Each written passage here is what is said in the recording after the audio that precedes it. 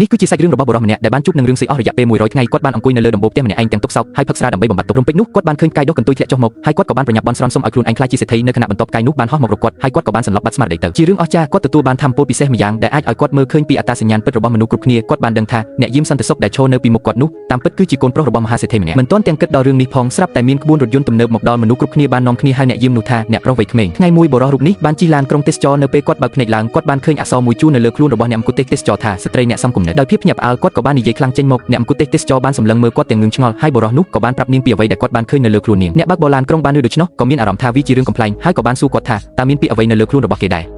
បុរសនោះបានពិនិត្យមើលយ៉ាងយកចិត្តទុកដាក់ហើយក៏មានការរន្ធត់ចិត្តយ៉ាងខ្លាំងនៅពេលឃើញថាអ្នកបើកបរនោះតាមពិតគឺជាគៀតកោអាជីដោយភាពភ័យខ្លាចបុរសនោះចង់ចុះពីលើឡានក្រុងប៉ុន្តែឡានកំពុងតែបើកយ៉ាងលឿននៅលើផ្លូវ highway ហើយមិនអាចឈប់បានទេគាត់បានស្រែកប្រាប់អ្នកដំណើរឯទៀតថាអ្នកបើកបរគឺជាគៀតកោប៉ុន្តែគ្មាននរណាម្នាក់ជឿគាត់ឡើយហើយថែមទាំងនាំគ្នាសើចចំអកឲ្យគាត់ទៀតផងដោយគ្មានជំរឿបុរសនោះបានព្យាយាមដណ្ដើមចំកូតឡានដើម្បីឲ្យវាឈប់បន្តិចក្រោយមកប៉ូលីសបានកត់សម្គាល់ឃើញឡានក្រុងបើកមិនប្រក្រតីក៏បានខាត់ឡាននោះឲ្យឈប់បុរសនោះបានប្រាប់ប៉ូលីសថាអ្នកបើកបរគឺជាគៀតកោប៉ុន្តែពួកគេក៏មិនជឿគាត់ដែរជាចុងក្រោយប៉ូលីសក៏បាននាំខ្លួនបុរសនោះចេញទៅរំពេចនោះអ្នកដំណើរចាប់ផ្ដើមដឹងខ្លួនថាឡានក្រុងមិនបានបើកទៅរកគោលដៅរបស់ពួកគេនោះទេនៅពេលនោះឯងអ្នកបើកបរបានបង្ហាញអត្តសញ្ញាណពិតរបស់ខ្លួនគេបានជន់កែយ៉ាងលឿនរួចក៏លោតចេញពីឡានក្រុងបាត់ទៅអ្វីដែលពួកគេបានដឹងបន្ទាប់មកគឺឡានក្រុងទេសចរនោះបានទៅបុកជាមួយនឹងឡានដឹកប្រេងយ៉ាងពេញទំហឹងវាបានបង្ហាញឲ្យឃើញថាអ្វីដែលបុរសនោះនិយាយគឺជាការពិតទាំងអស់